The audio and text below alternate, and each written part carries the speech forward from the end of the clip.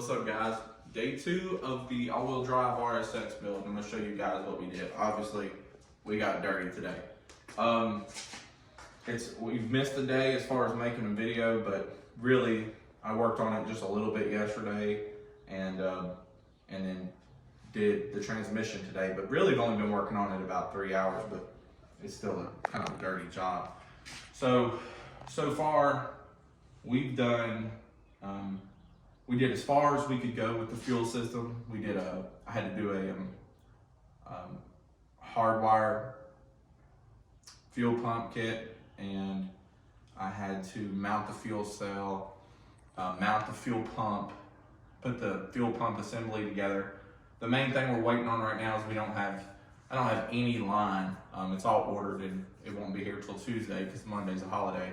But the reason I mention that is because I've made so much progress on this car in 2 days. I really think if I had everything here already, I could probably do this in 2 days, maybe 3 days. But let me walk you through what I've done so far. We got more stuff in Saturday. We got, what did we get? The CV axles. The CV axles, which are under there. Just in case anybody's wondering, it's driver's side CRV axles. That's what you need. Those were cheap. They were like $130 or something like that off of eBay. As you can see, we have the transmission pulled out. You can see the boxes and the room full of boxes is growing, and really we still have a lot more stuff. We're still waiting on the rear hubs. The rear hubs is going to take the longest because the ones I'm using aren't even released yet, and which is going to be the S1 billet hubs. As long as they're affordable, I mean, up to a certain amount, they're going to release them. They haven't said how much they're going to cost. That's 100% the way I want to go, but if they're stupid expensive, I'm just going to do the CRV stuff like everyone else. Okay, so let me show you how we're doing this rear mount. So the way we have it is, that's the RSX subframe. We placed them side by side and looked at them. I plan on making a plate. We have the transmission bolted in. Come look at how it's bolted in the front. And so I figure it's gonna be a lot easier to make this rear mount work, because I wanna use, if you don't make something work, you have to use a stock CRV motor mount. And for the power and stuff that we're gonna be at, I really don't wanna use a stock CRV motor mount. Innovative, like I said, makes one too, and that's what I'll do if I have to, but I'm gonna try to make this one work. And so if you can see right here, basically what you need to do is make a plate to bolt to that, and then these Hassport mounts are threaded.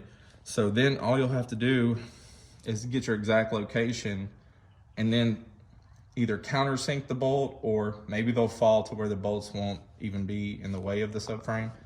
But basically, bolt this to the plate that you put on here. I'm not sure if I'm gonna bolt the plate on or just weld the plate on. Either way is gonna work. We had this kind of pretty, and I took a lot of pictures and stuff along the way, but I didn't really, I think at the end of all this, I'll make a video kind of walking through, what we did with the pictures and stuff that we took that I'm not showing in the videos right now. That is the Ep3 transmission. Come look at I'm kind of proud of this. This is the fuel cell. This is how the setup's gonna look. I mean, it's done. It's solid. It's just bolted.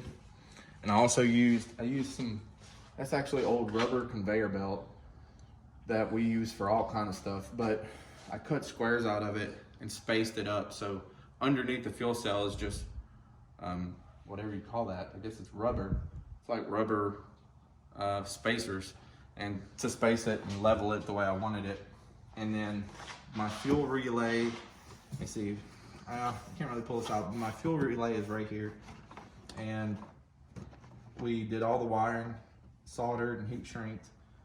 My battery is already back here, so that was a little easier. I want to show y'all the fuel pump though. It's probably probably the coolest part. I haven't really seen anyone do it this way yet. Let me just a second.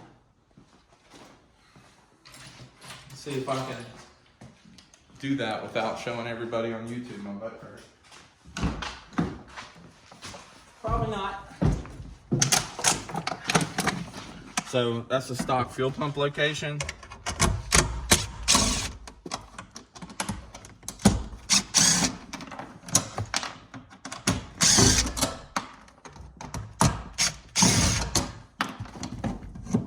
Bam, there's your fuel pump.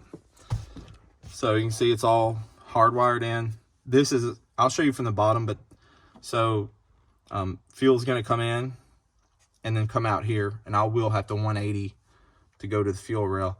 But like I said, I don't have fuel lines, so I haven't been able to finish this yet, but it's gonna work perfectly. I can already see it. And you can see it's just, you're gonna still be able to get to your fuel pump right there.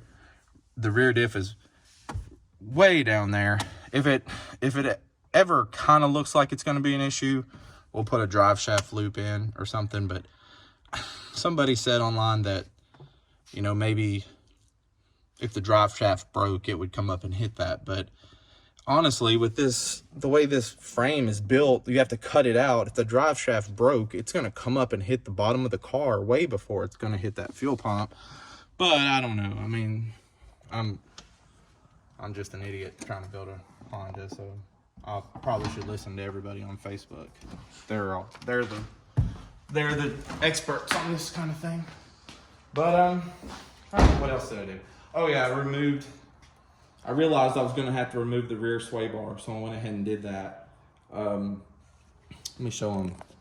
I also, just kind of out of boredom, I color matched the visible part of the GBR bracket. I think that's gonna look really sweet because the way my bumper is cut, you can see it really clearly.